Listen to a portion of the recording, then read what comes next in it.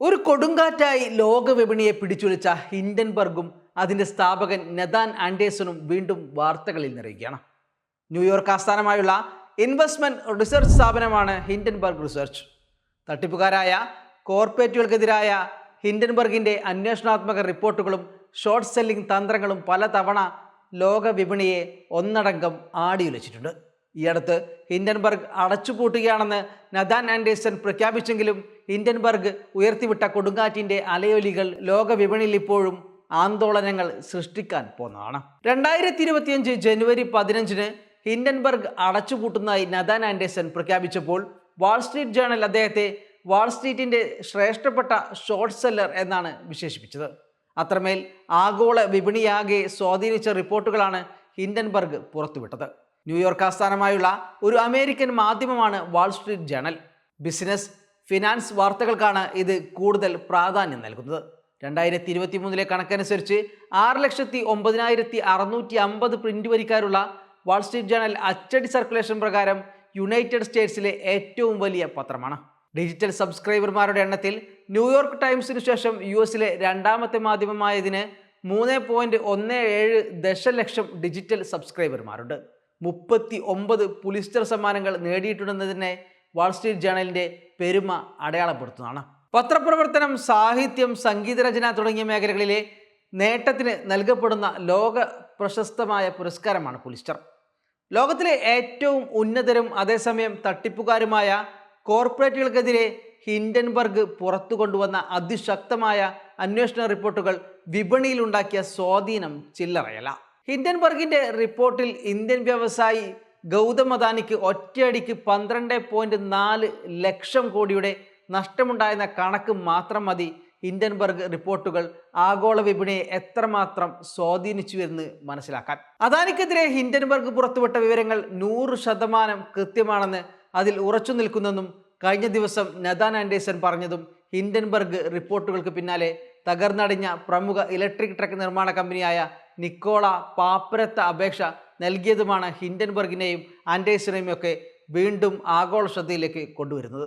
Heavy duty വാണിജ്യ battery electric വാഹനങ്ങൾ, ഇന്ധന സെൽ ഇലക്ട്രിക് വാഹനങ്ങൾ തുടങ്ങിയവ നിർമ്മിച്ചിരുന്ന പ്രമുഖ അമേരിക്കൻ കമ്പനിയാണ് നിക്കോള കോർപ്പറേഷൻ.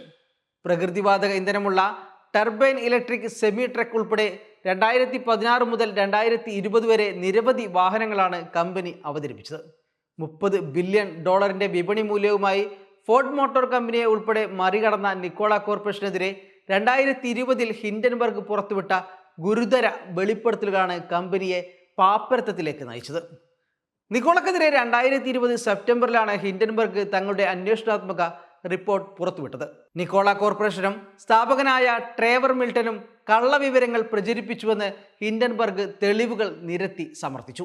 അമേരിക്കയിലെ ഏറ്റവും വലിയ വാഹന നിർമ്മാതാക്കളൊന്നായ ജനറൽ മോട്ടോഴ്സുമായുള്ള പങ്കാളിത്തത്തിന് മുമ്പുള്ള വർഷങ്ങളിൽ നിക്കോള നടത്തിയ ഒരു കൂട്ടം വഞ്ചനകൾ വെളിപ്പെടുത്തുന്നതായിരുന്നു ഈ റിപ്പോർട്ട്.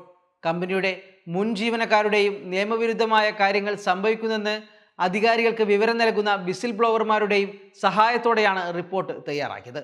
നിക്കോള സ്ഥാപകനായ ട്രെവർ മിൽട്ടൺ ഡസൻ കണക്കിന് തെറ്റായ പ്രസ്താവനകൾ വിശദമായി വിവരിക്കുന്ന റെക്കോർഡ് ചെയ്ത ഫോൺ കോളുകൾ, ടെക്സ്റ്റ് സന്ദേശങ്ങൾ, സ്വകാര്യ ഇമെയിലുകൾ, ഫോട്ടോഗ്രാഫുകൾ എന്നിവ ഉൾപ്പെടെ വിപുലമായ തെളിവുകളുടെ പിൻബലത്തിലാണ് ഈ റിപ്പോർട്ട് അവതരിപ്പിക്കപ്പെട്ടത്. തുടർന്ന് കമ്പനിയുടെ ഓഹരികളുടെ വില കുത്തനെ ഇടിഞ്ഞു. പിന്നാലെ സ്ഥാപകൻ ട്രേവർ മിൽട്ടൺ വഞ്ചനാ കുറ്റത്തിന് ശിക്ഷിക്കപ്പെടുകയും ചെയ്തു. 2017 സ്ഥാപിതമായ ഹിൻഡൻബർഗ് ഇത്തരത്തിൽ നിരവധി കമ്പനികളുടെ തെറ്റായ പ്രവണതകളാണ് 8 വർഷത്തിനിടെ ചൂണ്ടിക്കാട്ടിയത്. ഇത് കോർപ്പറേറ്റ് ഭീമന്മാരായ കമ്പനികൾക്ക് വിപണിയിൽ വൻ നഷ്ടം സമ്മാനിച്ചു. ഫോറൻസിക് ഫിനാൻഷ്യൽ റിസർച്ചിലാണ് കമ്പനി ശ്രദ്ധ കേന്ദ്രീകരിച്ചിരിക്കുന്നത്. കൃത്യമായ അന്വേഷണങ്ങളും വിശകലനങ്ങളും നടത്തി കമ്പനിയുടെ അക്കൗണ്ടിംഗ് ക്രമക്കേടുകൾ, അധാർമികമായ ബിസിനസ് രീതികൾ, വെളിപ്പെടുത്താത്ത സാമ്പത്തിക പ്രശ്നങ്ങൾ അല്ലെങ്കിൽ ഇടപാടുകൾ എന്നിവ കണ്ടെത്തി റിപ്പോർട്ട് ചെയ്യുകയാണ് ഹിൻഡൻബർഗിന്റെ രീതി. ഷോർട്ട് സെല്ലിംഗ് ആണ് പ്രധാന വരുമാന മാർഗം. കമ്പനിയുടെ വിപണിയിലെ ഓഹരി നില തിരിച്ചറിയാൻ ഗവേഷണം അവരെ സഹായിക്കുന്നു. ആക്ടിവിസ്റ്റ് ഷോർട്ട് സെല്ലർ എന്നാണ് നെതാൻ ആൻഡേഴ്സൺ തന്നെ സ്വയം വിശേഷിപ്പിക്കുന്നത്.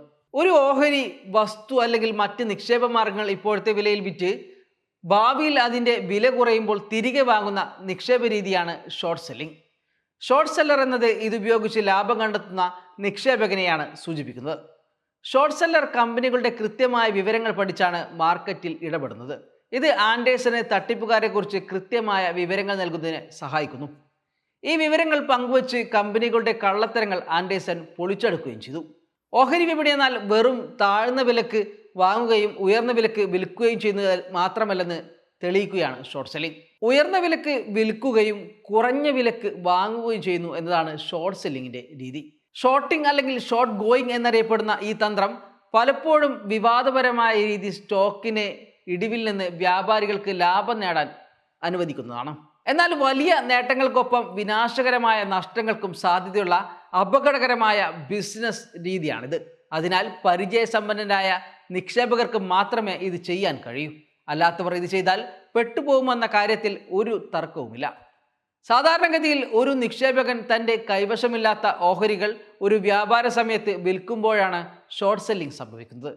ഒരു ഷോർട്ട് സെല്ലിൽ ഒരു ട്രേഡർ ഒരു ബ്രോക്കറുടെ സഹായത്തോടെ ഉടമയിൽ നിന്ന് ഓഹരികൾ കടം വാങ്ങുകയും വില കുറയുമെന്ന പ്രതീക്ഷയിൽ മാർക്കറ്റ് വിലക്ക് വിൽക്കുകയും ചെയ്യുന്നു. വില കുറയുമ്പോൾ ഷോർട്ട് സെല്ലർ അപ്പോഴത്തെ വിപണി വിലക്ക് ഓഹരികൾ വാങ്ങി അത് ഉടമയ്ക്ക് വിറ്റ് ലാഭം നേടുകയും കടം തിരിച്ചു നൽകുകയും ചെയ്യുന്നു.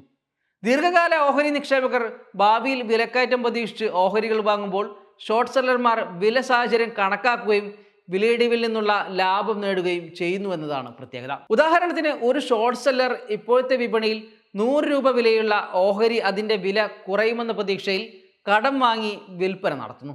പിന്നാലെ അതിൻ്റെ വില 70 രൂപയാകുമ്പോൾ അത് അവരിൽ നിന്ന് തിരിച്ചു വാങ്ങി ഉടമയ്ക്ക് വിൽക്കും. ഇതിലൂടെ ഷോർട്ട് സെല്ലർക്ക് ഓഹരി ഒന്നിന്മേൽ 30 രൂപ ലാഭം കിട്ടുന്നു. ഇത്തരം ഇടപെടൽ വിപണിയിലെ തെറ്റായ വിലമാറ്റങ്ങൾ വെളിപ്പെടുത്താനും ഓഹരികൾ കൃത്യ വിലവർധന തടയാനും സഹായിക്കുന്നു. ചില നിക്ഷേപകർക്ക് വലിയ ലാഭമുണ്ടാക്കാനും ഇത് സൗകര്യമൊരുക്കും. എന്നാൽ ഓഹരിയുടെ വില കുത്തനെ ഉയർന്നാൽ ഷോർട്ട് സെല്ലർക്ക് വൻ നഷ്ടമാകും വരുത്തിവെക്കുക. ഇത്തരം കൂട്ടനഷ്ട കച്ചവടങ്ങൾ വിപണിയിൽ റിപ്പോർട്ട് ചെയ്യപ്പെട്ടിട്ടുമുണ്ട്. ഷോർട്ട് സെല്ലിങ്ങിന്റെ പ്രത്യേകതകൾ എന്തൊക്കെയാണെന്ന് നോക്കാം.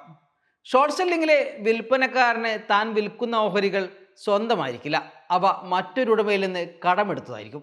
രണ്ടാമത്തെ പ്രത്യേകത എന്നാൽ ചില്ലറ നിക്ഷേപകർക്കും സ്ഥാപന നിക്ഷേപകർക്കും ഷോർട്ട് സെല്ലിങ്ങിൽ അനുവാദമുണ്ടെന്നതാണ്.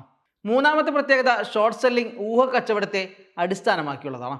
4 ഷോർട്ട് സെല്ലിംഗ് സമയത്ത് വിൽപ്പനക്കാരൻ വിലക്കുറവ് വാതുവെക്കുന്നു. വില ഉയർന്നാൽ വിൽപ്പനക്കാരന് നഷ്ടം സംഭവിക്കും. 5 വ്യാപാരികൾ അവരുടെ കടമ നിറവേറ്റുകയും ഒത്തുതീർപ്പ് സമയത്ത് ഓഹരികൾ ഉടമയ്ക്ക് തിരികെ നൽകുകയും വേണം. 6ാമത്തെ പ്രത്യേകത ഇടപാട് ഒരു ഷോർട്ട് സെയിൽ ആയിരിക്കുമെന്ന് നിക്ഷേപകർ മറ്റുള്ളവരോട് വെളിപ്പെടുത്തണം. 7ാമത്തെ പ്രത്യേകത വിലയിടിവിൻ്റെ സാധ്യത കൂടുതലായിരിക്കുമ്പോൾ സാധാരണയായി ബെയറിഷ് മാർക്കറ്റുകളിലാണ് ഷോർട്ട് സെല്ലിംഗ് നടക്കുന്നത്. ഒരു നിക്ഷേപത്തിൻ്റെ അല്ലെങ്കിൽ ഓഹരിയുടെ വില കുറഞ്ഞത് 20% അല്ലെങ്കിൽ അതിൻ്റെ കൂടുതൽ തകർച്ച രേഖപ്പെടുത്തിയാലാണ് ഒരു വിപണിയെ ബെയറിഷ് എന്ന് വിളിക്കുക.